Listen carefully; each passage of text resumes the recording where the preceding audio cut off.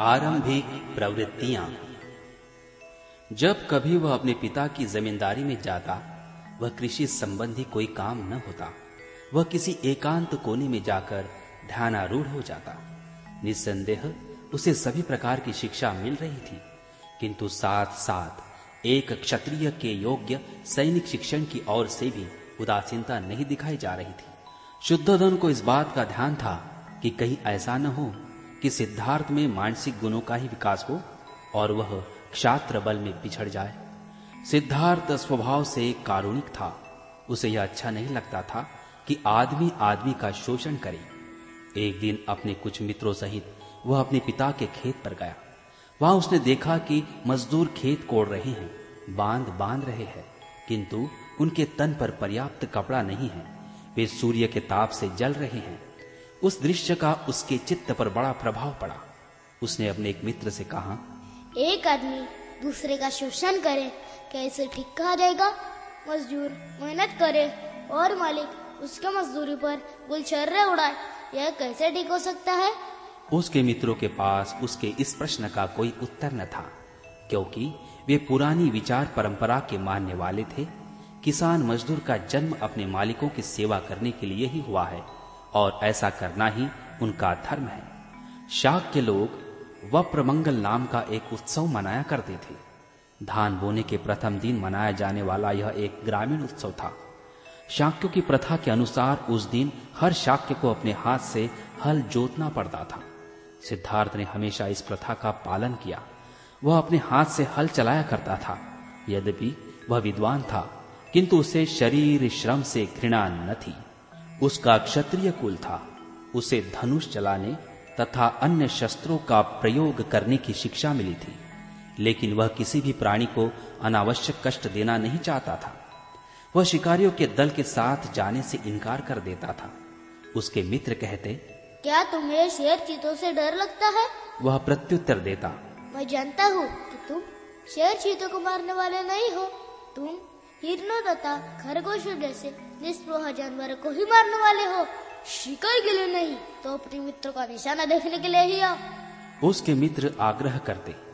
सिद्धार्थ इस तरह के निमंत्रणों को भी अस्वीकार कर देता। मैं निर्दोष प्राणियों के वध का साक्षी नहीं बनना चाहता। उसकी इस प्रवृत्ति से प्रजापति गौतमी बड़ी चिंतित हो उठी। वह उससे तर्क करती, तुम भूल गए हो कि तुम एक क्षत्रिय कुमार हो।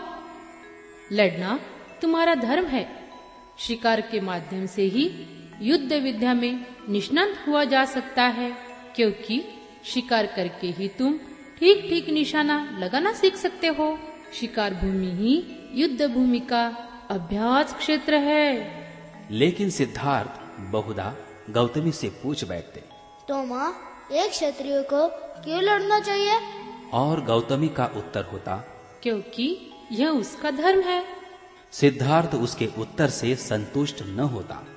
वह गौतमी से पूछता, माँ, यह तो बता कि आदमी को मारना एक आदमी का ही धर्म कैसे हो सकता है?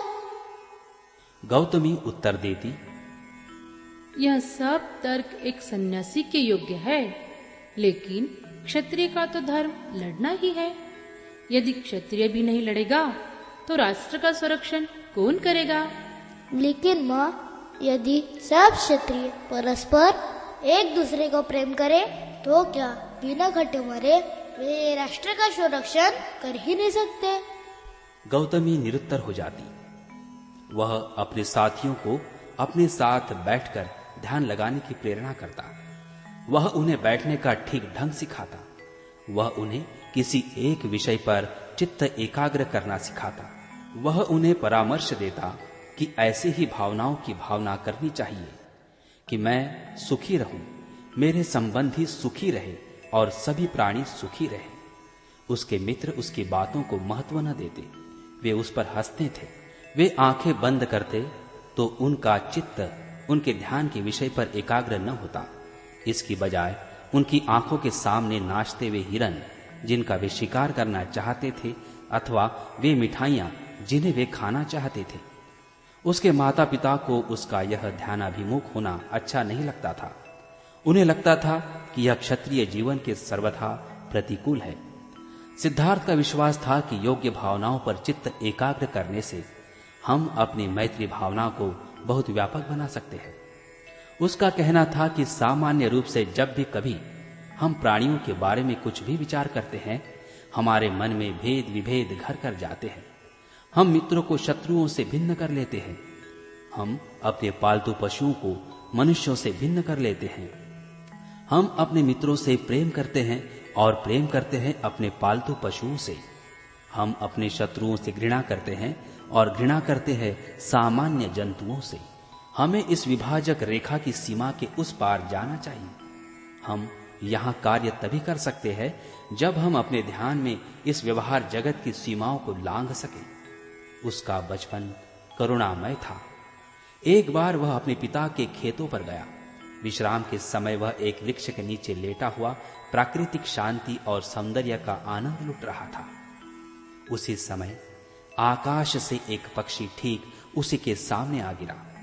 पक्षी को एक तीर लगा था जिसने उसे बींध दिया था और जिसके कारण वह तड़फड़ा रहा था। सिद्धार्थ पक्षी की सहायता के लिए उठ बैठा।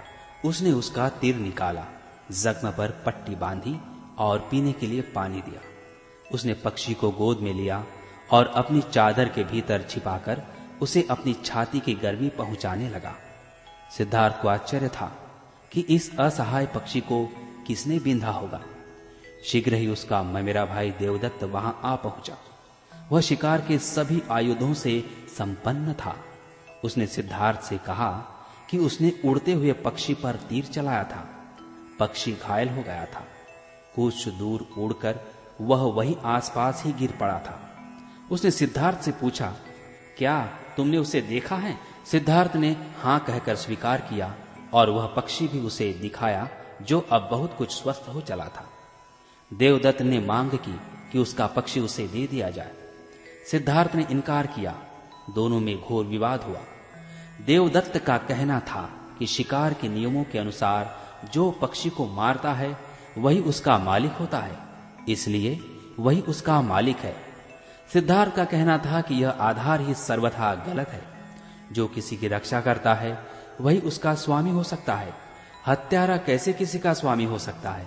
दोनों में से एक भी पक्ष झुकने के लिए तैयार न था। मामला न्यायालय तक जा पहुंचा। न्यायालय ने सिद्धार्थ के पक्ष में निर्णय दिया। देवदत्त सिद्धार्थ का बद्धवैरी बन गया, लेकिन सिद्धार्थ की करुणा ऐसी ही अनुपम थी कि वे ममेरे भाई को प्रसन्न बनाए रखने की बजाय एक पक्षी की जान बचाना अधिक श्रेयस्कर समझते थे। सिद्धार्थ गौतम का आरंभिक जीवन कुछ ऐसा ही था।